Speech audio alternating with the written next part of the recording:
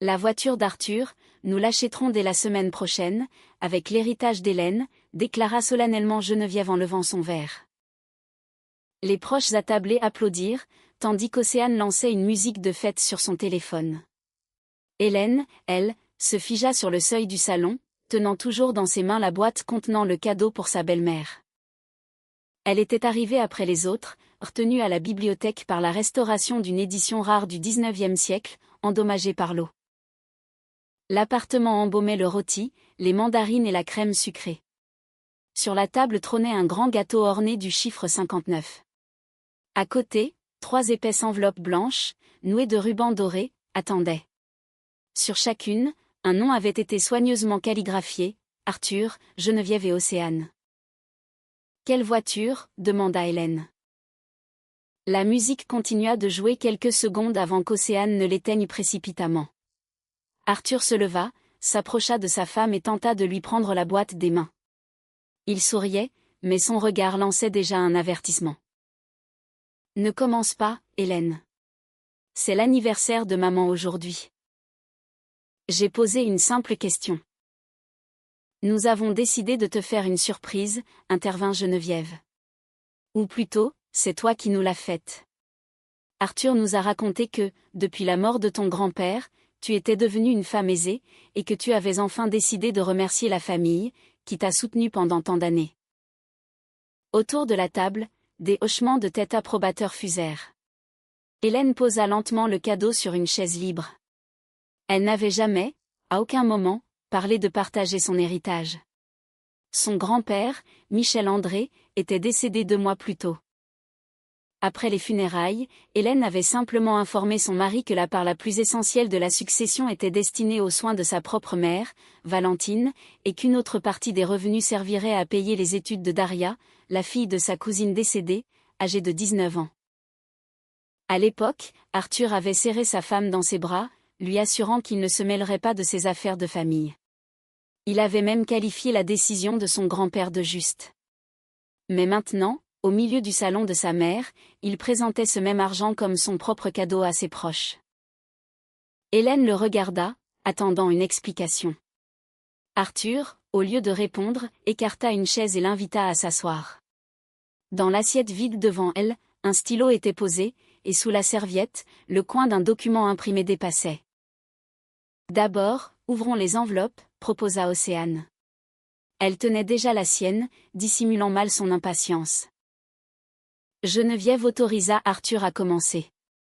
Il défit le ruban et sortit la photo d'un SUV bleu nuit, un modèle qu'il convoitait depuis des mois sur les sites des concessionnaires. Sous l'image, un montant était indiqué, 80 000 €. Les applaudissements reprirent. Océane ouvrit la deuxième enveloppe. À l'intérieur se trouvait le croquis d'une enseigne pour une boutique de cosmétiques et une note mentionnant un prêt sans intérêt de 200 000 €. La belle-mère, quant à elle, sortit de la troisième enveloppe des photos d'une nouvelle cuisine, de carrelage et de sanitaire de luxe. Pour sa rénovation, un budget de 155 000 € était alloué. Total, 435 000 €, prononça Arthur avec fierté. Tout est calculé. Les doigts d'Hélène devinrent glacés. C'était exactement la somme indiquée dans la notification succincte sur la valeur des actifs, transmis à la structure successorale après le décès de son grand-père. Même elle ne pouvait citer ce chiffre de mémoire sans le document sous les yeux. Son mari ne savait pas seulement pour l'héritage. Il avait vu des informations confidentielles que le gestionnaire, Cyril Moreau, lui avait envoyées. « Et pour moi, qu'est-ce qu'il reste dans la 4e enveloppe ?» demanda Hélène. Un petit rire gêné parcourut la tablée. « À toi, il te restera la gratitude de la famille, » répondit Geneviève. « Tout ne se mesure pas en argent dans la vie. » Tout en disant cela, sa belle-mère serra son enveloppe contre sa poitrine, si précieusement que l'on aurait cru qu'elle contenait déjà des billets. Arthur sortit le document de sous la serviette. Il s'agissait d'un engagement à virer l'héritage sur un compte joint. Ensuite, Hélène était censée mandater son mari pour répartir les fonds entre les 3 bénéficiaires, tout en renonçant à toute réclamation future. En bas, des espaces étaient prévus pour sa signature et celle des témoins. Tante Zoé et le cousin d'Arthur avaient déjà rempli leurs informations personnelles. Tout est légal et transparent, dit son mari. Tu vires l'argent sur le compte commun, et je m'occupe des paiements. Quand ai-je accepté cela? Nous avons parlé d'aider la famille. Nous avons parlé de payer une aide-soignante pour ma mère et les études de Daria. Mais je n'ai jamais entendu parler de ta voiture. Le visage d'Arthur vira au rouge. Il déclara que la mère d'Hélène touchait une retraite et pouvait très bien se passer d'une aide coûteuse. Daria, selon lui, pouvait contracter un prêt étudiant ou passer à des cours par correspondance. En revanche, la voiture était indispensable pour son travail, la rénovation augmenterait la valeur de l'appartement de Geneviève, et la boutique d'Océane générerait des revenus pour toute la famille.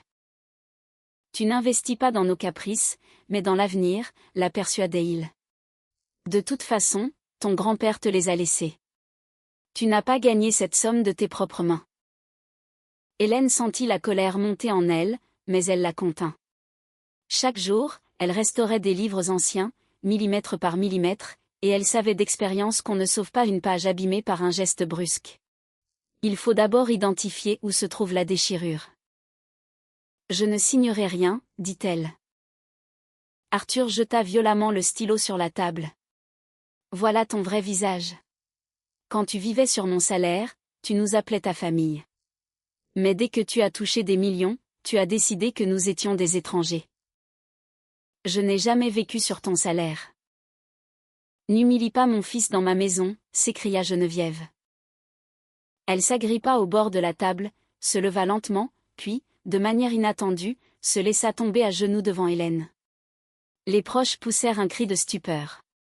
Océane se précipita pour soutenir sa mère, mais celle-ci repoussa sa main d'un geste théâtral. Que tout le monde voie ce que ma belle-fille me fait subir le jour de mon anniversaire. La belle-mère se couvrit le visage de ses mains et se mit à sangloter bruyamment, bien qu'Hélène ne vit aucune larme. Elle raconta comment elle l'avait toujours traitée comme sa propre fille, lui donnant les meilleurs morceaux, la défendant auprès de ses connaissances. Et maintenant, sa belle-fille lui refusait même de l'argent pour rénover un vieil appartement. Tante Zoé commença à supplier Hélène de céder. Quelqu'un fit remarquer qu'il ne fallait pas énerver une personne âgée ainsi. Arthur, debout à côté de sa mère, regardait sa femme avec une satisfaction glaciale. La scène avait été préparée à l'avance, les enveloppes, le document, les témoins, le discours de félicitations et la génuflexion de Geneviève. Il comptait sur le fait qu'Hélène, effrayée par la condamnation publique, signerait juste pour mettre fin à ce spectacle. « Relevez-vous, s'il vous plaît, dit-elle à sa belle-mère. Le sol est froid. Ne me touche pas. Geneviève recula, bien qu'Hélène n'eût même pas tendu la main. Alors continuez, si cela vous convient, mais ça n'ajoutera pas d'argent. Les proches se turent. Arthur attrapa sa femme par le coude et exigea qu'elle vienne dans le couloir. Hélène se dégagea et resta près de la table. Elle ouvrit chaque enveloppe, vérifiant à nouveau les chiffres. Les sommes étaient réparties sans qu'il ne reste rien. Même les frais de dossier et les commissions figuraient sur une ligne à part. Cela signifiait que quelqu'un avait vu non pas une simple notification, mais un document financier détaillé. « Hélène, signer ne nous fait pas honte, siffla Arthur. L'héritage a été reçu pendant le mariage. J'ai le droit de savoir où tu le caches. Tu es sûr qu'il a déjà été reçu? Ne joue pas sur les mots. 435 000 € sont à ton nom. Hélène regarda attentivement son mari. Dans les notifications qui pouvaient apparaître sur un écran verrouillé, le montant exact n'était pas mentionné. Il ne figurait que dans la pièce jointe à l'email de Cyril Moreau. Le fichier était protégé par un mot de passe, et le lien n'était actif que pour une durée limitée. Arthur avait dû ouvrir son téléphone, lire sa correspondance, trouver l'email et copier les informations. Peut-être était-il allé bien plus loin qu'il ne le pensait lui-même. Geneviève se releva enfin et s'installa en bout de table. On lui servit un verre d'eau. Une minute plus tard, elle était suffisamment remise pour exiger qu'on retire le cadeau d'Hélène et qu'on ne l'appelle plus jamais sa fille. Océane, d'un air démonstratif, remit le croquis de sa boutique dans l'enveloppe, mais la garda près d'elle. Arthur rapprocha le document de sa femme. « Je te le demande une dernière fois. Signes-tu ? D'abord, réponds-moi. D'où tiens-tu ce montant exact? Je te l'ai dit, nous sommes mari et femme. Ce n'est pas une réponse. Je ne t'ai pas donné le chiffre. Cyril Moreau n'avait pas non plus le droit de le communiquer. D'où le tiens-tu? Arthur jeta un regard assez proche, comme pour y chercher du soutien, puis il eut un petit rire et se renversa sur le dossier de sa chaise. Il décida que l'aveu ne ferait que renforcer sa position. J'ai lu le message sur ton téléphone, dit-il. Et n'essaie pas d'en faire un crime. Dans une famille normale, un mari et une femme n'ont pas de secret. Hélène posa lentement son regard sur les 3 enveloppes. Maintenant, elle savait qu'ils avaient trouvé la porte de l'héritage. Il ne lui restait plus qu'à savoir s'ils avaient déjà tenté de l'ouvrir. Pourquoi demandez-vous à retirer l'intégralité des 435 000 € du fonds, avait demandé Cyril Moreau, 3 jours avant l'anniversaire de Geneviève. Hélène se trouvait dans l'atelier de restauration de la bibliothèque, le téléphone calé contre son épaule, tout en continuant de lisser délicatement une page endommagée avec un pinceau. Surprise, sa main trembla, et elle posa aussitôt l'outil. Le gestionnaire de la succession n'appelait jamais sans prévenir. D'habitude, il communiquait via un portail sécurisé, et les rendez-vous étaient fixés plusieurs jours à l'avance. Je n'ai fait aucune demande, répondit Hélène. Un silence s'installa à l'autre bout du fil. Puis, Cyril Moreau lui demanda de s'isoler dans un endroit où personne ne pourrait l'entendre. Sa voix restait calme, mais la douceur professionnelle habituelle avait disparu. Hélène s'enferma dans une petite réserve. Cyril lui apprit que, le matin même, le système électronique avait reçu une demande de déblocage anticipé de la totalité du capital pour 3 motifs.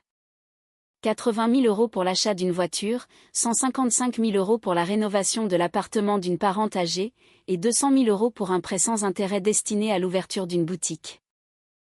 Les bénéficiaires désignés étaient Arthur, Geneviève et Océane. Ces noms vous sont familiers, demanda le gestionnaire. C'est mon mari, sa mère et sa sœur. Aviez-vous discuté d'une éventuelle répartition avec eux? Jamais. Cyril expliqua que la requête avait été formulée au nom d'Hélène et contenait une confirmation électronique, mais que les termes l'avaient intriguée. Auparavant, elle avait toujours désigné sa mère et Daria par leur nom complet, alors que le nouvel email les mentionnait à peine. L'argent a déjà été viré, demanda Hélène. Non.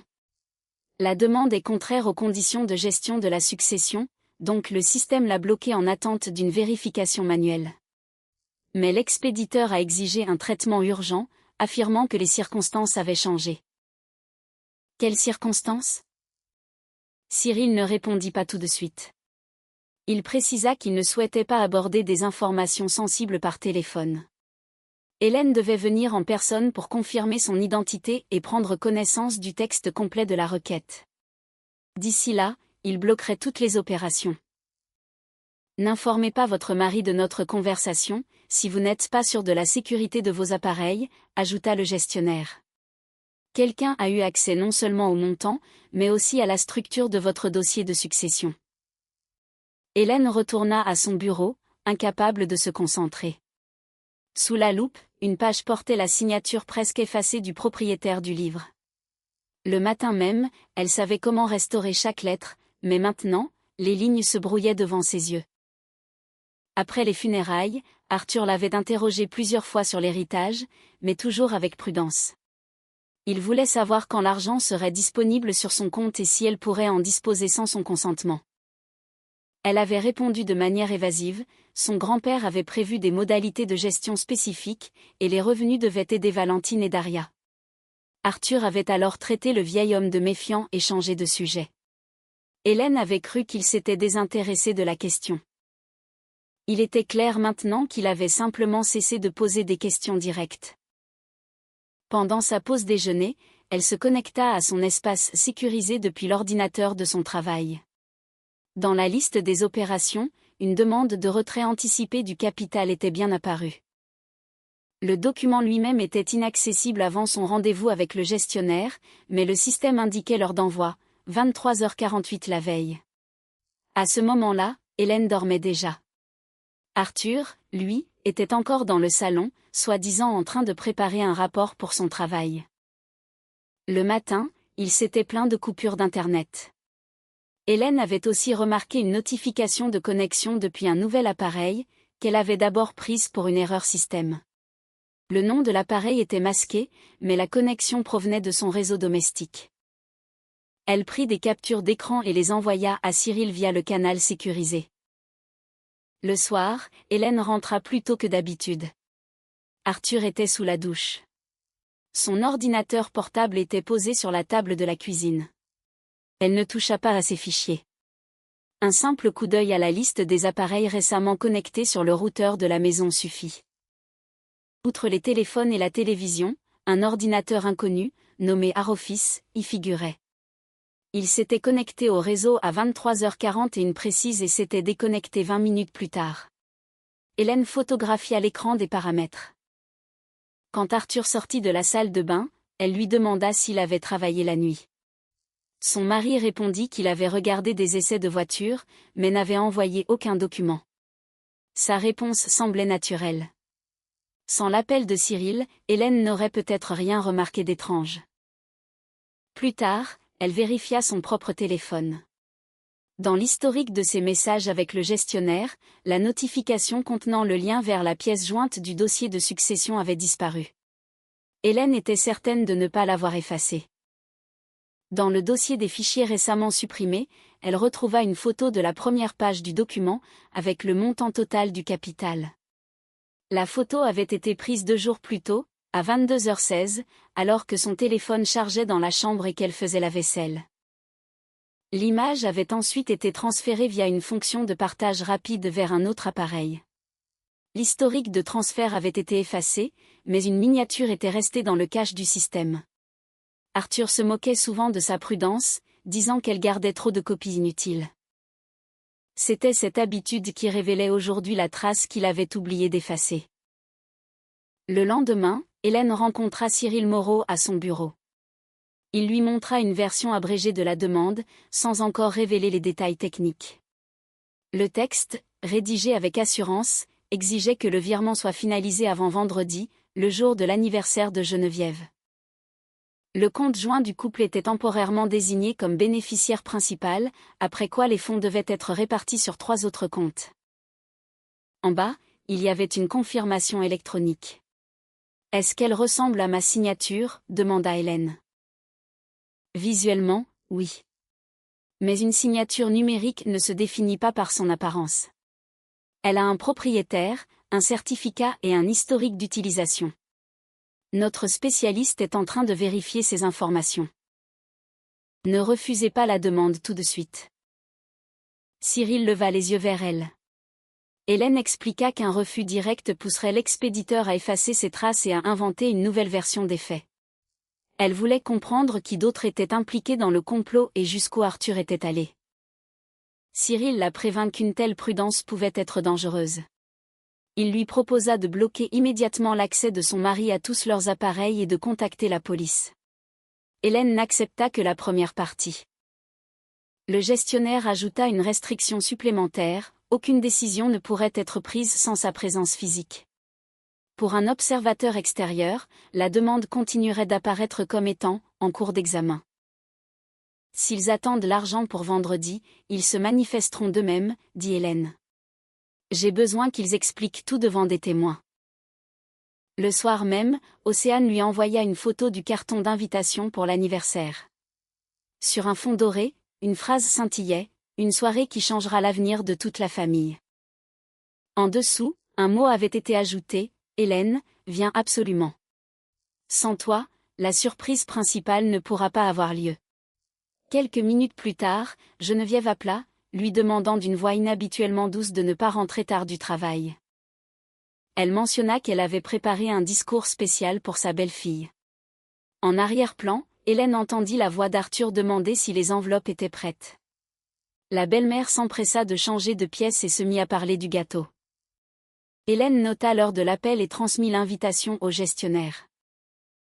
Les 2 jours suivants, elle se comporta comme si elle ne soupçonnait rien. Arthur lui demanda plusieurs fois, avec précaution, si elle avait reçu de nouveaux messages de Cyril. Hélène répondait que le gestionnaire était occupé avec ses rapports.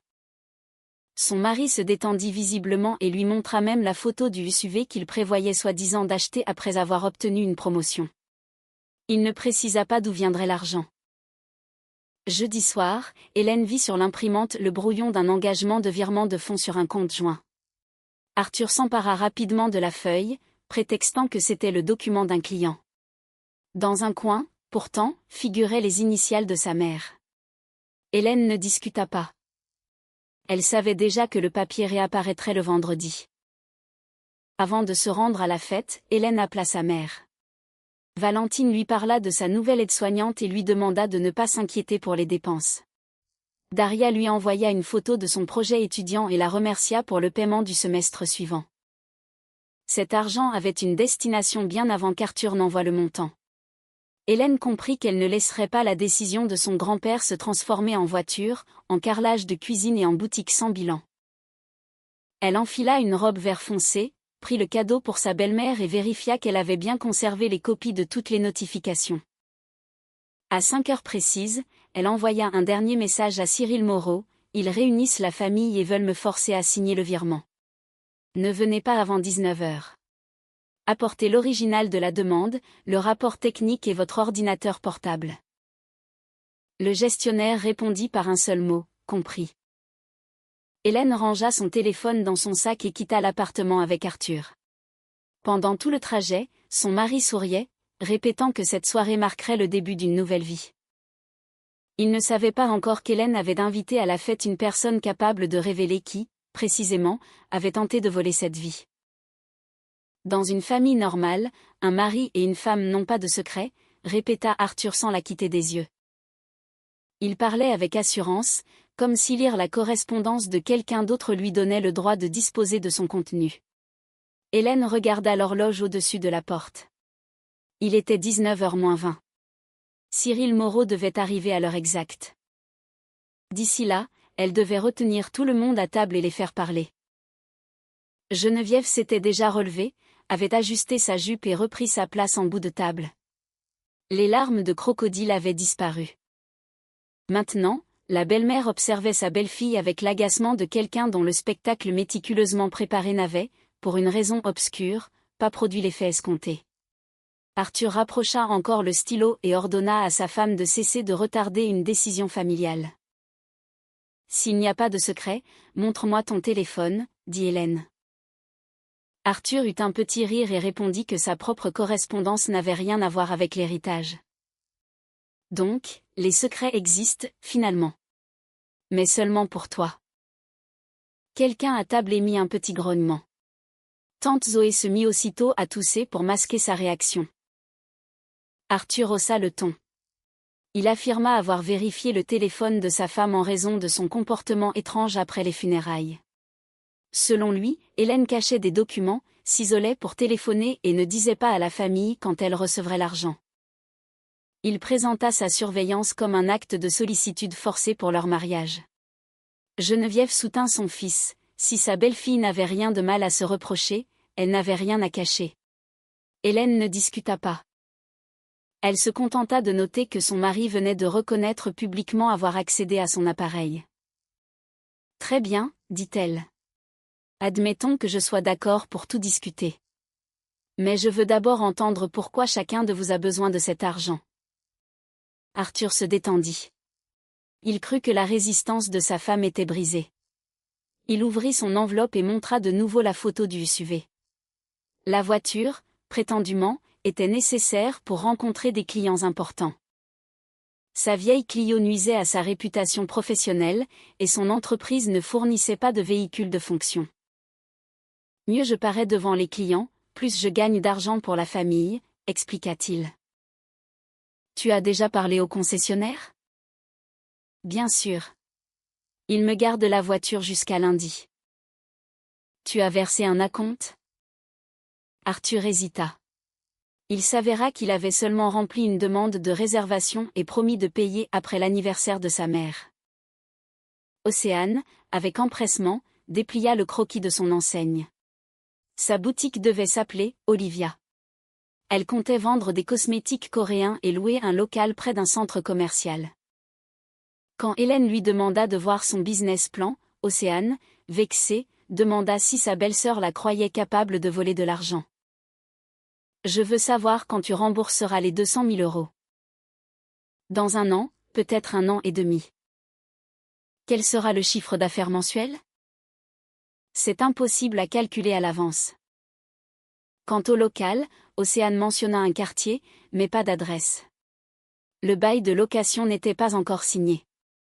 Elle n'avait pas choisi de fournisseur et estimait le coût de l'équipement en se basant sur des photos vues sur Internet. Le seul document réel était son enveloppe, avec la somme déjà inscrite. Geneviève tapa avec sa fourchette sur son assiette et exigea la fin de l'interrogatoire. Elle déclara que la rénovation de son appartement ne nécessitait pas l'approbation de sa belle-fille. L'installation électrique était vieille, les tuyaux fuyaient, la cuisine n'avait pas été changée depuis 15 ans. Hélène rappela que le printemps dernier, sa belle-mère avait déjà reçu de l'argent de ses fils pour la plomberie et l'électricité. À l'époque, nous n'avons remplacé que le plus urgent, trancha Geneviève. Maintenant, je veux une vraie rénovation. Qui a établi le devis de 155 000 euros ? Arthur a tout calculé. L'argent ira à une entreprise de construction ? La belle-mère répondit qu'il fallait le virer sur son compte personnel. Elle engagerait elle-même des ouvriers et les paierait en espèces. La formulation correspondait exactement à celle de la demande que Cyril avait montrée à Hélène. Hélène se tourna vers son mari. « Donc, tu as déjà un accord avec le concessionnaire, tu as calculé la rénovation et fixé le montant pour Océane. Quand as-tu eu le temps de faire tout ça ? Nous discutons de nos projets familiaux depuis longtemps. Mais tu n'as appris pour l'héritage qu'après la mort de mon grand-père, et tu as immédiatement su comment l'utiliser judicieusement. » Arthur prononça ces mots sans la moindre gêne. Il ne remarqua même pas qu'il venait de qualifier l'héritage d'autrui de ressources destinées à ses propres décisions. Il ajouta ensuite que l'argent n'avait de toute façon jamais appartenu à Hélène avant le décès de son parent, et qu'elle ne perdrait donc rien à le partager. Geneviève se remit à raconter comment son fils avait supporté pendant 11 ans une femme froide et ingrate, bien qu'elle ne se soit jamais plainte de leur mariage jusqu'à ce jour.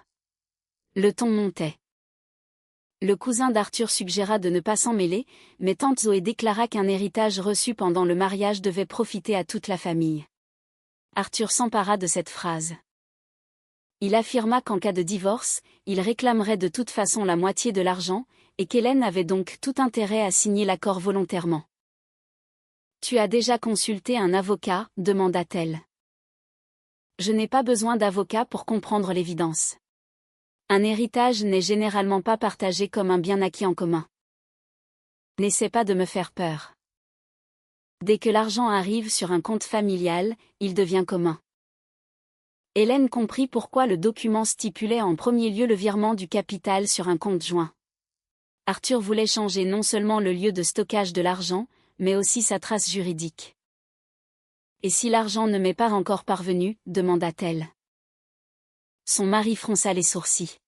« Sur le téléphone, il est écrit que le fonds est à ton nom. »« Ce n'est pas ce que j'ai demandé. As-tu vu ne serait-ce qu'un seul relevé de versement ?» Arthur regarda Geneviève. La belle-mère répondit vivement que le gestionnaire ne faisait que retarder les formalités et attendait sûrement une instruction personnelle d'Hélène. C'est pourquoi la signature était nécessaire aujourd'hui. Une fois le virement effectué, la famille pourrait commencer ses achats dès le lundi. « Comment connaissez-vous les procédures du gestionnaire ?» précisa Hélène. Arthur s'est renseigné, dit Océane. Son frère se tourna brusquement vers elle. « J'ai seulement lu les règles générales sur le site », ajouta-t-il précipitamment. Il restait 10 minutes avant 19 heures. Hélène prit le document et se mit à le lire, s'attardant lentement sur chaque point. Arthur était nerveux, mais ne l'interrompait pas. Il pensait que sa femme se préparait enfin à signer. Le texte contenait la phrase suivante: « En raison de la cessation des obligations familiales précédemment établies, je vous prie de m'accorder la libre disposition du capital. » Les mêmes mots figuraient dans la fausse requête électronique. Une personne ordinaire n'aurait pas pu reprendre une telle tournure par hasard. Le document sur la table et l'email au gestionnaire avaient été rédigés par le même auteur, ou copiés depuis un même fichier. Qui a rédigé cet engagement ? Demanda Hélène. Un juriste de mon travail, répondit Arthur. Comment s'appelle-t-il ? Serge. Son nom de famille ? Quelle importance ? Une grande importance. Je veux savoir à qui tu as transmis des informations sur mon héritage. Arthur haussa le ton, accusant sa femme de vouloir gâcher la fête. Geneviève porta de nouveau la main à son cœur, mais cette fois, personne ne lui suggéra de se mettre à genoux. Les proches, lassés du spectacle, observaient maintenant avec curiosité Arthur s'empêtrer dans ses réponses. Hélène prit le stylo. Le silence se fit immédiatement dans la pièce. Océane poussa le document vers elle. Geneviève en lissa le bord inférieur. Arthur se plaça derrière sa femme et posa une main sur le dossier de sa chaise. Signe, et tout sera terminé, dit-il. Une dernière question d'abord. As-tu envoyé un email à Cyril Moreau en mon nom ? Les doigts d'Arthur se crispèrent. Non. Es-tu entré dans l'espace client de la succession ? Non. As-tu créé une demande de déblocage anticipé des fonds ? Je ne sais même pas à quoi ressemble cet espace. Tu as tout inventé pour me faire passer pour un voleur. Il prononça ces mots assez fort pour que tous les présents l'entendent. Tante Zoé hocha la tête, et Geneviève ordonna à Hélène de cesser ses calomnies. À cet instant précis, on sonna à la porte. Océane alla ouvrir, pensant qu'il s'agissait d'un invité en retard. Quelques instants plus tard, elle revint, déconcertée. Derrière elle, un homme de grande taille, vêtu d'un manteau sombre, entra dans le salon. Il tenait une mallette en cuir dans une main et une sacoche d'ordinateur dans l'autre. Arthur reconnut son nom avant même qu'Hélène ait eu le temps de le présenter. Son visage changea, et sa main quitta le dossier de la chaise. « Bonsoir, dit Cyril Moreau. J'ai apporté l'original de la demande qu'Hélène nous aurait envoyée il y a 3 jours. » « Qui vous a autorisé à venir ici ? Demanda sèchement Arthur, se plaçant devant la table. Cyril Moreau retira calmement son manteau et répondit qu'il avait été invité par Hélène, en tant que gestionnaire de sa succession. Geneviève pinça les lèvres, mécontente. Elle exigea que l'on ne transforme pas son anniversaire en réunion officielle et suggéra à l'invité de partir après avoir reçu l'ordre de virement signé. C'est une très bonne chose que vous soyez venu, dit-elle, d'un ton plus doux. Hélène vient justement de décider de transmettre l'argent à la famille. Vous pourrez tout formaliser sur place, et nous pourrons enfin couper le gâteau. Cyril regarda les 3 enveloppes, les photos de la voiture, de la rénovation et de la boutique, mais ne répondit rien. Il posa sa sacoche d'ordinateur près d'une chaise et plaça la mallette en cuir devant lui. Arthur prit Hélène à part et lui demanda à voix basse pourquoi elle avait prévenu le gestionnaire. « Tu voulais officialiser le virement aujourd'hui. Au moins, on n'aura pas à se déplacer au bureau. J'aurais pu lui envoyer les documents moi-même. Tu viens de dire que tu ne l'avais jamais contacté. » Arthur jeta un regard assez proche et baissa la voix. Il expliqua qu'il ne voulait pas discuter de détails professionnels devant tout le monde. Peut-être avait-il écrit une fois à la secrétaire du fonds, mais cela ne pouvait pas être considéré comme une demande au nom de sa femme. Hélène demanda depuis quelle adresse l'email avait été envoyé. Son mari retourna aussitôt à table et déclara la conversation close. Son assurance d'avant avait disparu, mais il espérait encore conclure l'affaire avant que Cyril ne révèle le contenu de sa mallette. Avant que M. Moreau n'explique quoi que ce soit, je voudrais terminer ce que nous avons commencé, dit Hélène. Vous avez préparé une répartition. Écrivez-la en détail et signez. Geneviève s'anima. Elle pensa que la présence du gestionnaire avait définitivement convaincu sa belle-fille. Arthur, au contraire, se méfia. Pourquoi réécrire ce qui est déjà dans le document ? Parce qu'ici, il n'est question que du virement sur un compte joint. Je veux que chacun confirme combien il recevra et pour quoi faire. Cyril Moreau ouvrit un carnet et informa qu'il pouvait consigner les déclarations des personnes présentes. Son ton calme et professionnel eut plus d'effet sur les proches que n'importe quel plaidoyer. Tante Zoé arrangea sa coiffure, et Océane sortit précipitamment son passeport de son sac. Arthur prit une feuille blanche et commença à écrire. Il mentionna en premier la voiture, d'une valeur de 80 000 €. L'argent devait être versé sur son compte personnel, après quoi il réglerait lui-même le concessionnaire. Hélène demanda pourquoi ne pas virer la somme directement au vendeur. Son mari répondit qu'il voulait obtenir une réduction en passant par un commercial de sa connaissance. Il ne donna pas le nom du commercial. Comme objet du paiement, Arthur écrivit « Besoins familiaux et développement professionnel de l'époux ». Puis il signa. Cyril lui demanda d'ajouter la mention que les informations étaient fournies volontairement et conformes à la réalité. Arthur lança un regard mécontent au gestionnaire, mais s'exécuta. Il croyait que cette note le rapprochait de sa voiture, alors qu'en réalité, elle ne faisait que sceller son intention. Geneviève exigea une feuille séparée pour ne pas mélanger une rénovation sérieuse avec des jouets d'hommes. Elle nota la somme de 155 000 € et son numéro de compte personnel. Comme objectif, elle indiqua le remplacement des tuyaux, de l'électricité, de la cuisine et des sanitaires. Cyril lui demanda de joindre un devis ou un contrat avec un entrepreneur. La belle-mère déclara qu'elle engagerait des artisans après avoir reçu l'argent, et qu'une partie des travaux serait effectuée par des connaissances, sans document. Donc, pour l'instant, il n'y a ni contrat ni facture, précisa-t-il.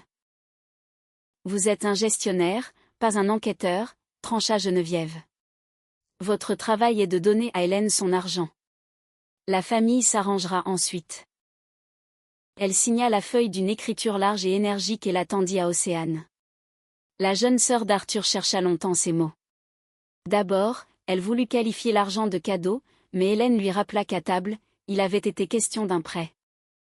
Océane écrivit alors « Prêt remboursable sans intérêt pour le développement d'une boutique de cosmétiques, d'une durée de 18 mois. » Elle laissa la date de remboursement en blanc. Cyril lui demanda de préciser la raison sociale, le numéro de compte et l'adresse de la boutique. Océane avoua que l'entreprise n'était pas encore enregistrée, que le local n'était pas loué, et que l'argent devait être viré sur une simple carte bancaire. « Je commencerai les démarches quand j'aurai le capital, expliqua-t-elle. Ça ne sert à rien de payer des papiers maintenant. Mais vous avez calculé le montant à l'avance ? Océane rougit et répondit que c'était Arthur qui avait suggéré ce chiffre. Les 3 feuilles furent posées à côté des enveloppes de fête. Hélène demanda à son mari de signer le document principal non seulement en tant qu'époux, mais aussi en tant que personne qui s'apprêtait à représenter ses intérêts auprès du gestionnaire. Arthur refusa. Il déclara qu'aucune procuration n'était nécessaire, puisqu'ils étaient mariés. Alors pourquoi la demande a-t-elle été envoyée en mon nom, et non au tien, demanda Hélène. Quelle demande ? Je n'ai rien envoyé. Cyril Moreau vient de dire qu'il en avait apporté l'original. Alors, c'est toi qui l'as créé. Arthur prononça ces mots trop vite. Sous la table, Geneviève lui toucha le genou pour lui intimer le silence. Cyril n'avait toujours pas ouvert sa mallette. Il laissait la famille parler, ne posant que de rares et brèves questions pour clarifier. Qui avait choisi les montants ? Arthur. Qui avait proposé le compte joint ? Arthur et sa mère. Qui avait annoncé aux proches qu'Hélène avait déjà accepté ? Geneviève. Qui avait préparé le discours de félicitations et les enveloppes ? Océane, à la demande de sa mère. Les réponses étaient notées dans le carnet. Tante Zoé regardait de plus en plus souvent vers la porte. Elle commençait à comprendre qu'elle n'assistait pas à une réconciliation familiale, mais à une collecte de preuves. Le cousin d'Arthur cessa de le soutenir et déclara qu'il n'était venu que pour souhaiter un bon anniversaire. Geneviève le traita de lâche et exigea qu'il reste comme témoin de la décision volontaire d'Hélène. Maintenant, votre signature, dit la belle-mère en tendant de nouveau le stylo à sa belle-fille. Hélène le prit, mais au lieu de signer l'engagement, elle n'apposa sa signature qu'au bas de chaque déclaration, reçue pour information. Consentement au transfert de fonds non accordé. Tu nous as encore trompés, s'exclama Geneviève en se levant d'un bond. Non. Je vous ai demandé de formuler vos exigences par écrit. Vous l'avez fait vous-même. Arthur arracha une des feuilles, mais Cyril l'arrêta aussitôt. Il lui rappela que le document portait déjà la signature de plusieurs personnes et qu'il ne fallait pas le détruire. Son mari rejeta le papier, mais comprit cette fois que la situation lui échappait complètement. Geneviève passa des larmes aux insultes. Elle traita Hélène de profiteuse ingrate, entrée dans leur famille sans appartement ni relation. Selon la belle-mère, c'était Arthur qui avait aidé sa femme à obtenir son poste à la bibliothèque municipale, alors qu'en réalité, Hélène y travaillait déjà avant de le rencontrer. Océane ajouta que l'héritage était tombé sur sa belle-sœur par hasard, et qu'elle n'avait donc aucun droit moral de tout garder pour elle. Cet argent n'est apparu que parce que quelqu'un est mort, dit-elle. Peut-on vraiment construire son bonheur sur la mort d'un autre? Hélène regarda les 3 enveloppes. Ces mêmes personnes avaient déjà choisi une voiture, du carrelage et une enseigne, sans même attendre la fin du deuil. Arthur tenta de reprendre l'initiative. Il déclara à Cyril qu'Hélène était dans un état dépressif depuis la mort de son grand-père et incapable de prendre des décisions financières rationnelles. En tant qu'époux, il se devait de protéger le capital d'une mauvaise utilisation. C'est pourquoi vous avez décidé d'acheter une voiture pour le travail et de donner de l'argent à votre sœur sans contrat, demanda le gestionnaire. Nous nous faisons confiance.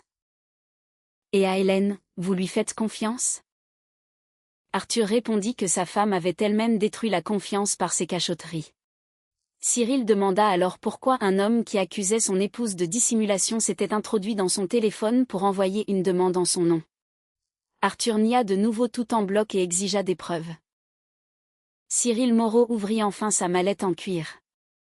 Il en sortit une copie de la disposition testamentaire du grand-père, les règles de gestion du capital successoral et une impression de la demande électronique. Il alluma ensuite son ordinateur portable, mais ne tourna l'écran que vers Hélène. Elle y vit les 3 sommes familières et son nom dans la ligne de l'expéditeur. Au bas de la page, une mention indiquait une vérification urgente. Geneviève ordonna au gestionnaire de confirmer immédiatement le virement, puisque tous les bénéficiaires avaient déjà signé. Il y a 3 objectifs, 3 comptes et le consentement de la famille, déclara-t-elle. Que vous faut-il de plus? Cyril rassembla les feuilles signées, les posa sur la demande et regarda d'abord la belle-mère, puis Arthur. Le gâteau était toujours intact, et les bougies attendaient à côté, dans leur emballage. Personne ne parlait plus de l'anniversaire. Il ne manque qu'une seule chose, dit-il calmement. Un fondement légal. Aucun de ces virements ne peut être exécuté selon les termes du testament. Que voulez-vous dire par « ne peut être exécuté » Geneviève frappa la table de la paume, faisant trembler les verres. C'est l'argent d'Hélène. Elle a le droit de le donner à qui elle veut.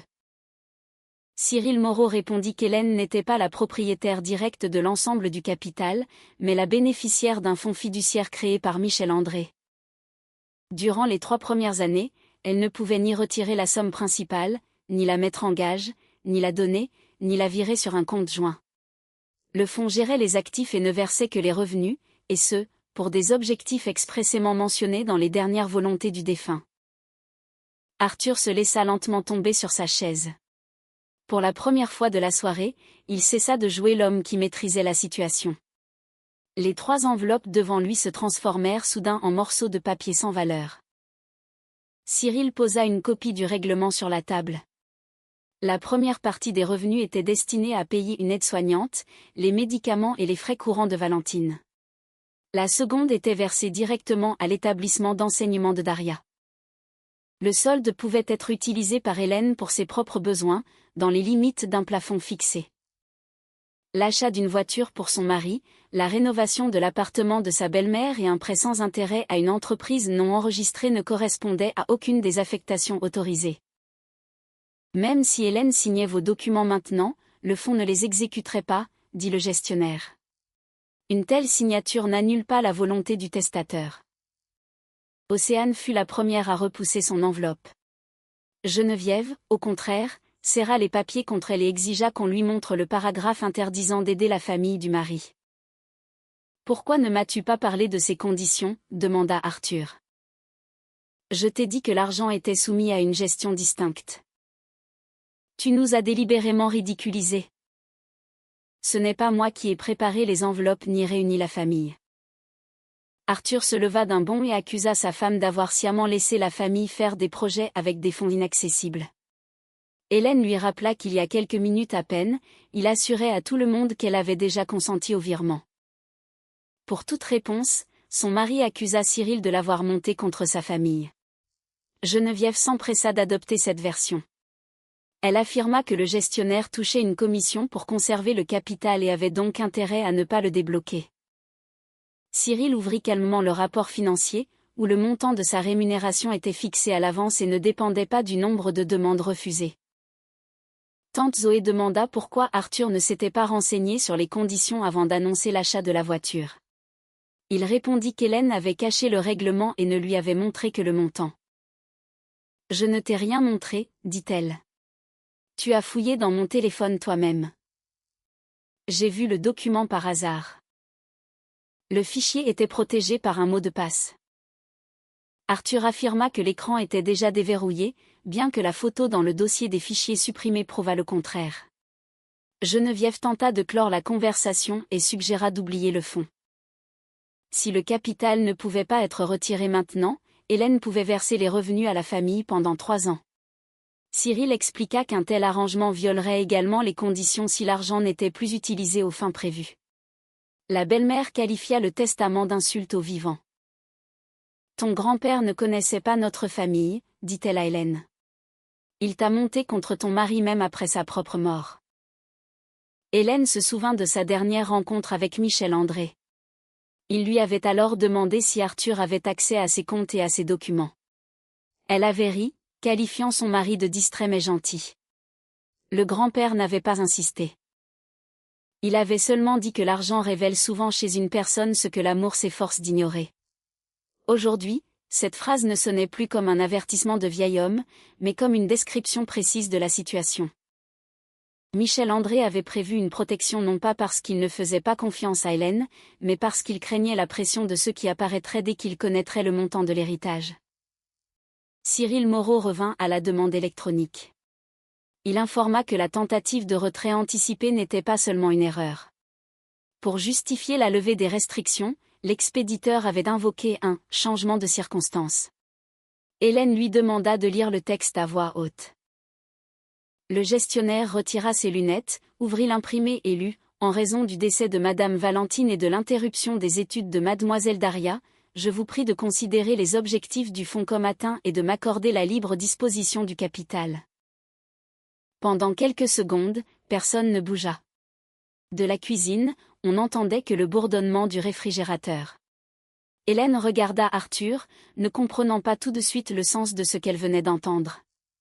Sa mère était vivante. Elle s'était parlé au téléphone le matin même. Daria était en première année et se préparait pour ses examens d'hiver. « Vous avez déclaré ma mère morte, » dit Hélène à voix basse. « N'ose pas dire « vous », répondit sèchement Arthur. « Je n'ai pas écrit ça. La demande utilise les mêmes sommes et les mêmes objectifs que vos enveloppes. Une coïncidence ? Ou bien as-tu envoyé la requête toi-même pour ensuite monter ce spectacle ? » Geneviève soutint son fils. Elle affirma qu'Hélène avait pu faire la demande dans un état de stress, puis l'oublier. Océane n'intervenait plus. Elle était assise, la tête basse, faisant tourner le ruban doré entre ses doigts. Tante Zoé demanda pourquoi Hélène aurait écrit elle-même sur la mort de sa propre mère. La belle-mère répondit que pour lever des restrictions, les gens étaient capables de n'importe quel mensonge. Cyril informa qu'un certificat de décès scanné et une lettre de radiation de Daria de l'université avaient été joints à la demande. Les 2 documents se sont avérés être des faux. Le certificat ne portait pas de numéro d'acte, et le nom de l'université dans la lettre était mal orthographié. De plus, Daria n'étudiait pas dans la filière indiquée par l'expéditeur. Nous avons vérifié les informations via les canaux prévus par le fonds, dit le gestionnaire.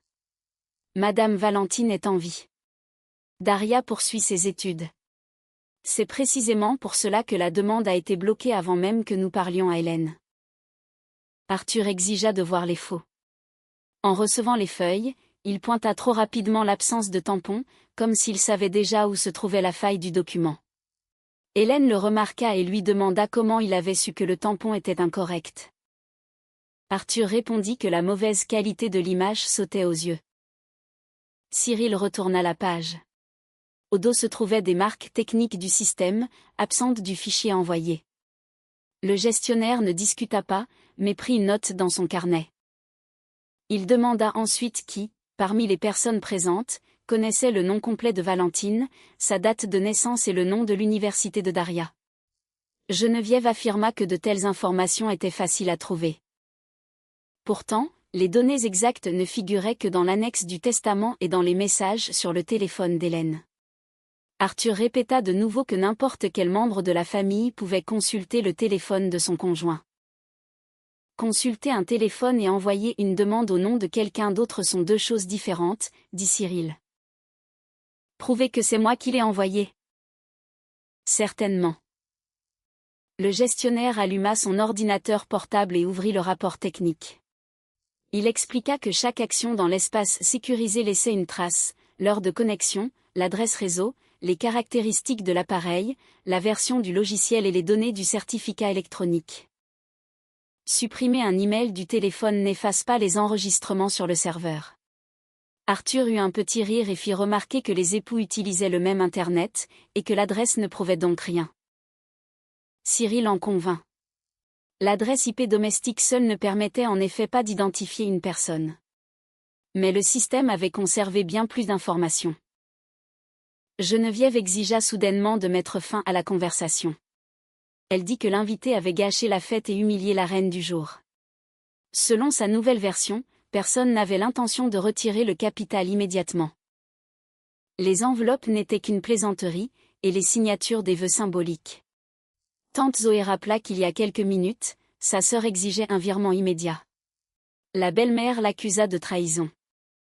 Océane tenta de cacher sa feuille signée dans son sac, mais Hélène la récupéra et la posa à côté des autres. Désormais, personne ne pouvait prétendre que la répartition n'avait jamais existé. Cyril tourna l'ordinateur portable vers l'assemblée. À l'écran s'affichait une fiche de connexion, effectuée à 23h41 depuis le réseau domestique d'Hélène et Arthur. Dans le champ de l'identifiant de l'appareil, on lisait le nom qu'Hélène avait déjà vu dans les paramètres de son routeur, Aroffice. En dessous figurait le compte du système d'exploitation, Artem. Vorontsov. Son mari se pencha, puis recula brusquement. N'importe qui aurait pu renommer l'ordinateur, dit-il. Hélène a tout manigancé. C'est possible, répondit Cyril. C'est pourquoi nous avons vérifié la signature électronique. Il afficha la page suivante du rapport. On y voyait le numéro du certificat et le nom de son propriétaire. Cyril n'avait pas encore zoomé, mais Hélène vit la première ligne. La demande n'avait pas été signée avec sa signature électronique. Le certificat appartenait à Arthur. Hélène a volé mon certificat et a signé la demande elle-même, s'écria Arthur, avant même que Cyril ait eu le temps d'agrandir le document. Il se leva si brusquement que sa chaise bascula et heurta une armoire. Geneviève se précipita vers son fils, comme s'il était déjà accusé d'un crime, et exigea qu'on éteigne immédiatement l'ordinateur. Cyril ne bougea pas. Il tourna l'ordinateur portable vers le téléviseur mural et demanda à Océane d'apporter le câble qu'elle comptait utiliser pour montrer des photos de famille. Elle jeta un regard hésitant à son frère. « N'ose pas l'aider, ordonna Arthur. Hélène trouva elle-même le câble près de l'enceinte. Quelques secondes plus tard, au lieu de photos de fête, l'écran géant affichait la demande de retrait du capital successoral. Cyril zooma sur la ligne du certificat. On y lisait le nom complet, Arthur Vorontsov, le numéro de série de la signature, l'entreprise employeur et la date d'expiration. Le gestionnaire expliqua, le certificat avait été délivré personnellement à Arthur pour la signature de documents professionnels. Pour l'utiliser, il fallait un support sécurisé et un mot de passe. Le support est dans ma mallette de travail, dit Arthur. Hélène sait où il est. Elle connaît aussi le mot de passe. Elle appuie les pieds. Hélène rappela que la nuit de l'envoi de la demande, elle dormait, et qu'elle était partie travailler avant son mari le matin. Cyril ouvrit le journal des activités. Le certificat avait été activé à 23h52. Quelques minutes auparavant, sur le même ordinateur, Arthur s'était connecté à sa messagerie professionnelle pour valider une offre commerciale. Les 2 signatures avaient été effectuées au cours de la même session utilisateur. Alors elle a utilisé l'ordinateur après moi, continua Arthur. Sans se déconnecter de votre session et sans interrompre le programme. Nous vivons ensemble. Elle aurait pu faire n'importe quoi. Le gestionnaire montra la ligne suivante. À 23h57, depuis l'adresse professionnelle d'Arthur, une copie de la demande avait été envoyée à son adresse personnelle avec pour objet « Prêt ». En attente de validation. Une minute plus tard, cet email avait été transféré à une adresse enregistrée au nom de Geneviève. La belle-mère pâlit et déclara qu'elle utilisait rarement sa messagerie électronique. Cyril afficha l'accusé de réception. L'email avait non seulement été reçu, mais aussi lu sur son téléphone le lendemain matin. « Je ne comprends rien à vos icônes. » s'indigna Geneviève. Arthur aurait pu m'envoyer n'importe quoi. Alors pourquoi avez-vous préparé 3 enveloppes avec les mêmes sommes, demanda Hélène. C'est lui qui a tout inventé. La belle-mère pointa son fils du doigt. Arthur se tourna vers elle, comme s'il n'en croyait pas ses oreilles. Geneviève expliqua à la hâte qu'elle voulait simplement organiser une belle fête. Selon elle, c'est son fils qui lui avait annoncé un virement imminent, lui avait dicté les montants et lui avait demandé de préparer le document. Elle prétendit n'avoir rien su de la demande électronique ni du faux certificat de décès. « Maman, c'est toi qui as dit d'écrire que ses obligations étaient terminées, » s'emporta Arthur. Le silence se fit dans la pièce. Il venait de confirmer avoir discuté de la falsification avec sa mère. Océane se leva et se dirigea vers le couloir. Arthur lui ordonna de rester. La jeune femme s'arrêta près de la porte et se mit à pleurer, mais cette fois, ses larmes ne ressemblaient pas au spectacle de sa mère. Elle avoua que son frère lui avait demandé de préparer une enseigne et de concevoir un projet de boutique, alors qu'elle n'avait aucune intention d'ouvrir un commerce. L'argent devait servir à rembourser ses crédits et son découvert. Le reste, elle devait le rendre à Arthur après le virement. « Tu avais promis que tout était légal, » dit Océana. « Tu disais qu'Hélène était déjà d'accord et que le gestionnaire demandait juste une justification formelle. » Elle sortit son téléphone et ouvrit une conversation. Dans un message, Arthur écrivait « Le fonds donnera sa réponse avant l'anniversaire de maman.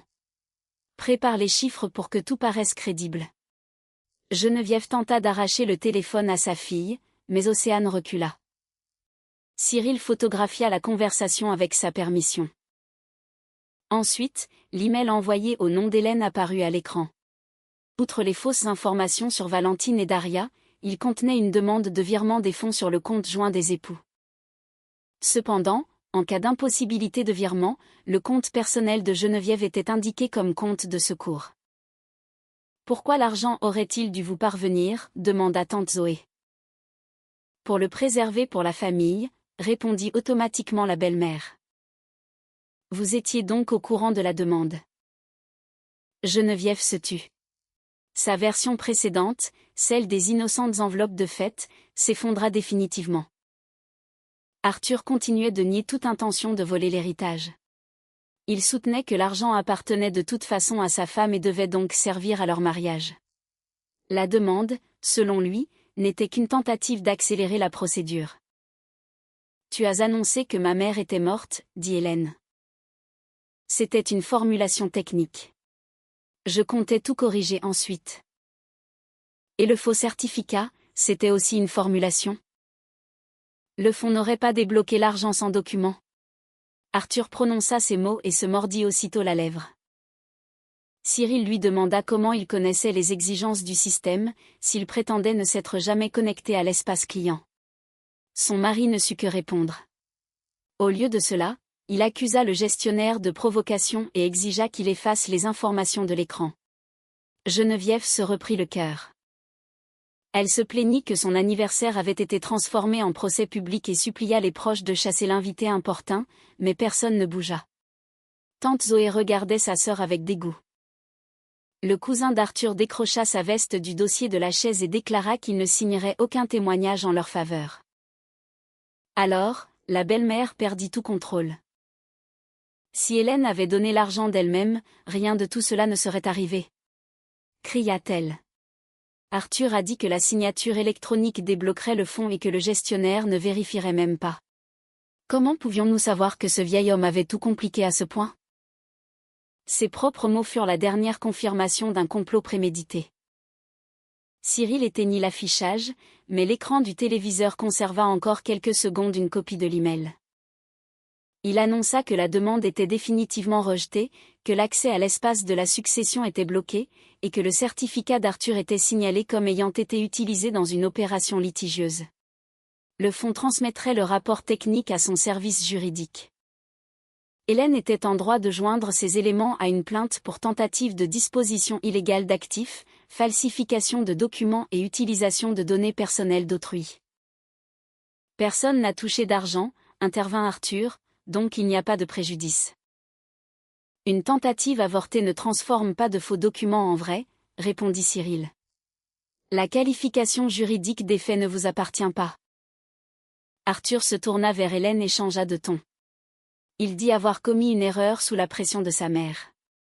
Geneviève l'aurait convaincu que les restrictions du grand-père étaient injustes et que la famille avait un droit moral sur une partie du capital. La belle-mère traita aussitôt son fils de menteur. Elle affirma que c'était lui qui rêvait de la voiture, qui avait étudié les documents et qui avait promis de l'argent facile à tout le monde. Ils se mirent à s'interrompre, évoquant des appels, des mots de passe et des fichiers falsifiés. Océane s'était réfugiée près de la fenêtre. Les proches ne tentaient plus de réconcilier la famille.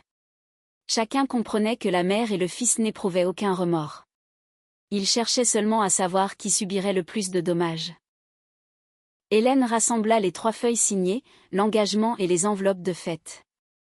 Le gâteau n'avait toujours pas été touché. La crème près des bougies commençait à fondre, et l'inscription « À ma maman chérie » s'était étalée sous la chaleur. Geneviève le regarda et, soudain, se mit à pleurer pour de vrai.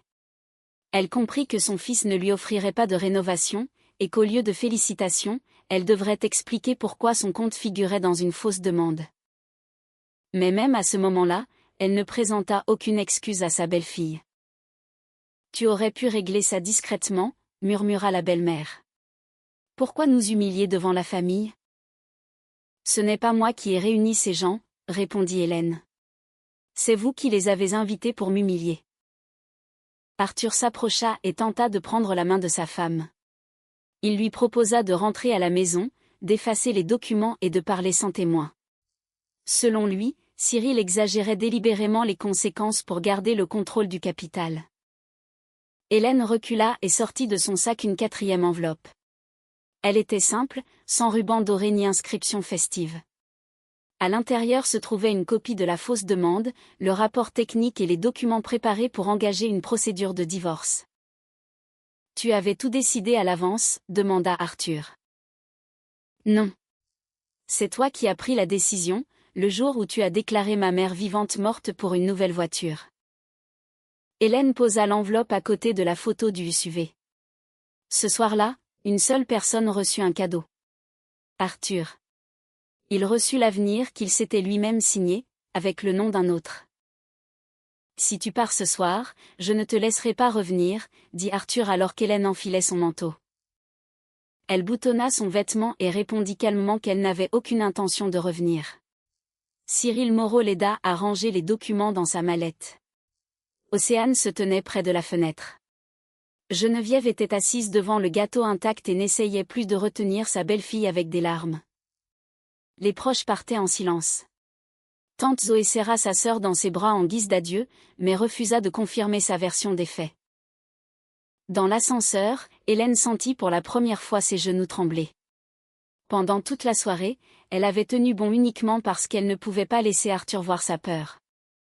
Maintenant que la porte de l'appartement s'était refermée, tout devint clair, 11 ans de mariage prenaient fin à côté de 3 enveloppes préparées pour dépecer une vie qui n'était pas la leur. Cette nuit-là, Hélène dormit chez une collègue de l'atelier de restauration.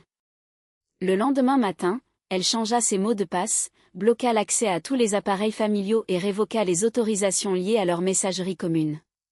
Cyril confirma le blocage définitif de la demande. Le capital principal du fonds resta intact, et les versements à Valentine et Daria se poursuivirent comme prévu. Pour toute demande future, une vérification en personne d'Hélène et une confirmation supplémentaire du gestionnaire furent instaurées. Arthur ne pouvait même plus voir le solde des fonds. Lorsqu'il tenta de se connecter à l'espace client depuis son vieil ordinateur, le système enregistra une nouvelle tentative et transmit automatiquement l'information au journal de sécurité. Son mari écrivit à sa femme qu'il voulait simplement vérifier si l'argent n'avait pas disparu à cause des agissements de Cyril. Hélène garda le message et ne répondit pas. 2 jours plus tard, elle déposa une plainte officielle, joignant le rapport électronique, les copies des faux documents, la conversation d'Océane et les feuilles signées lors de la fête. On prévint Hélène que l'enquête prendrait du temps. Les spécialistes devaient déterminer qui avait créé le faux certificat, qui avait saisi les informations et comment le certificat avait été utilisé. Elle ne demandait pas l'arrestation immédiate de son mari ou de sa belle-mère. Il lui suffisait que ce qui s'était passé cesse d'être qualifié de malentendu. L'entreprise d'Arthur reçut une notification concernant l'utilisation litigieuse d'une signature d'entreprise. Le certificat fut révoqué, et Arthur lui-même fut temporairement suspendu de la signature de documents en attendant la fin d'une enquête interne. À sa direction, il raconta qu'il était victime d'un conflit familial, mais les journaux systèmes décrivaient la séquence des événements avec plus de précision que n'importe quelle justification. Pendant plusieurs semaines, Geneviève appela tous ceux qui avaient assisté à la fête. À chacun, elle donnait une nouvelle version. À tante Zoé, elle disait qu'Arthur l'avait trompée. À une voisine, elle affirmait qu'Hélène avait elle-même proposé de partager l'héritage, puis avait fait venir le gestionnaire par vengeance. À Océane, elle ordonnait de supprimer la conversation et de retirer son témoignage. Mais pour la première fois, sa plus jeune fille désobéit. Elle transmit des copies des messages et avoua que son frère lui avait promis de rembourser ses dettes avec une partie de l'héritage. La boutique, Olivia, n'avait jamais existé, même en tant que projet réel. L'enseigne, Océane l'avait commandée en une soirée à un designer de sa connaissance. L'enveloppe dorée, dont elle était si fière, était devenue la preuve de la facilité avec laquelle elle avait accepté de participer au plan d'un autre. Arthur commença par demander à sa femme de le rencontrer, puis la menaça de partage des biens. Son avocat lui expliqua rapidement qu'un capital successoral ne devient pas un bien commun simplement parce que le conjoint en a lu les détails sur un téléphone. De plus, la tentative de virer le fonds sur un compte joint pouvait aggraver la situation d'Arthur. Après cela, les menaces firent place à de longues excuses. Il écrivait que sa mère lui mettait la pression, qu'Océane se plaignait de ses crédits, et que ses collègues se moquaient de sa vieille voiture. Selon lui, il voulait juste se sentir important, ne serait-ce qu'une fois. Hélène relisait ses messages et constatait qu'aucun d'eux n'exprimait de regret pour le mensonge sur la mort de Valentine. Arthur regrettait seulement d'avoir été démasqué avant le virement. La procédure de divorce se déroula sans scène bruyante. Hélène récupéra ses affaires personnelles en présence d'une collègue et d'un représentant du gestionnaire. Arthur tenta de retenir une boîte contenant les lettres de son grand-père, prétextant que tout dans l'appartement était commun. Quand Hélène lui montra un inventaire et des photos, il la laissa partir. Les époux convinrent de vendre leur appartement et de partager la somme. Selon l'accord officiel, Arthur garda la voiture qu'il possédait déjà, les meubles et une partie de l'électroménager. Hélène ne se battit ni pour la machine à café, ni pour le téléviseur, ni pour les armoires. Après la soirée chez Geneviève, ces objets semblaient un prix bien dérisoire à payer pour ne plus avoir à justifier pourquoi son travail, son téléphone et le souvenir de son grand-père lui appartenaient. Hélène ne raconta pas tout de suite la vérité à Valentine. Elle craignait que sa mère ne se sente responsable du conflit. Mais un jour, elle vint la voir avec Daria, apportant une copie du faux certificat. Valentine regarda longuement son propre nom à côté du mot « décédé », puis plia soigneusement la feuille en deux. Ton grand-père comprenait les gens mieux que nous, dit-elle. J'étais en colère quand il a créé ce fonds. Je pensais qu'il ne te faisait pas confiance. Maintenant, je vois, il ne protégeait pas l'argent. Il te protégeait, toi, du moment où tout le monde commencerait à décider à ta place. Daria prit silencieusement la main d'Hélène. Le lendemain, l'université confirma le paiement du semestre suivant. La vie reprit peu à peu son cours normal. Hélène passait de nouveau ses journées au milieu de livres anciens, de colle, de papier fin et du silence de l'atelier de restauration. Au début, il lui semblait impossible de se concentrer sur les blessures des autres alors que sa propre vie était en lambeaux. Mais son travail exigeait de la patience, pas de l'oubli. Elle restaurait des reliures, consolidait des pages et apprenait à ne plus voir une nouvelle menace dans chaque notification. Avec Cyril, Hélène revit le système d'accès au fonds. Désormais, toutes les instructions étaient discutées en personne, et les copies des rapports étaient stockées dans une archive sécurisée distincte. Elle n'avait plus honte de sa prudence. La confiance n'implique pas nécessairement l'absence de verrou. Un jour, Geneviève vint à la bibliothèque. Elle attendait sa belle-fille près de l'entrée de service, un sachet de bonbons bon marché à la main. La belle-mère raconta qu'après le divorce, Arthur avait perdu confiance en lui, travaillait mal et ne sortait presque plus. Elle supplia Hélène de retirer sa plainte, ne serait-ce que pour sa carrière. L'argent est resté en place, la persuadait-elle. Personne ne t'a rien pris, uniquement parce que ton grand-père avait tout prévu. Mais Arthur, ton mari, était ton mari. Est-ce qu'un seul geste a tout effacé? Hélène lui rappela la fausse déclaration de décès de sa mère. Geneviève détourna le regard et dit que c'était une formalité malheureuse. Alors Hélène lui rendit le sachet, sans l'ouvrir. 4 mois plus tard, Arthur vint lui-même à l'atelier de restauration. On ne le laissa pas entrer dans la zone de travail, alors Hélène le rejoignit dans la salle de lecture.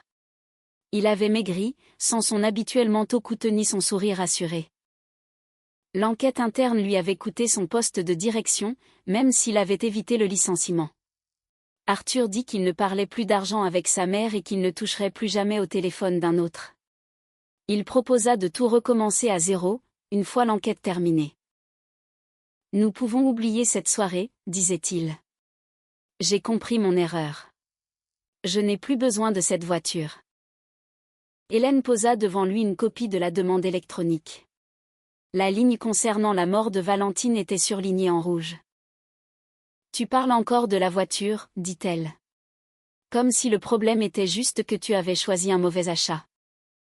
J'étais désespérée. Non.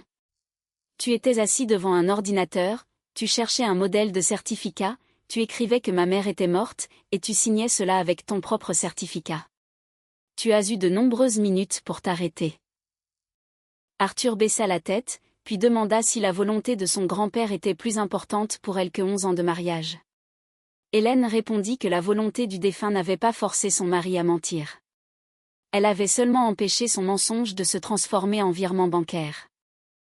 Cette fois, Arthur ne trouva rien à dire et partit, laissant la demande sur la table. Hélène remit le document dans sa mallette et s'approcha de la fenêtre. En bas, les gens se pressaient dans la rue, ignorant tout des 3 enveloppes, du gâteau non coupé et de l'email où l'on avait tenté de transformer une femme vivante en une ligne morte. Le fonds continuait de financer les soins de Valentine et les études de Daria. L'argent accomplissait exactement la mission que lui avait confiée le grand-père. Et Hélène, pour la première fois depuis longtemps, ne ressentait plus le besoin de se justifier de l'avoir préservé. Mon grand-père ne m'a pas seulement laissé un héritage, Arthur. Il a laissé une porte que les gens comme toi ne pourront jamais ouvrir avec un mot de passe volé.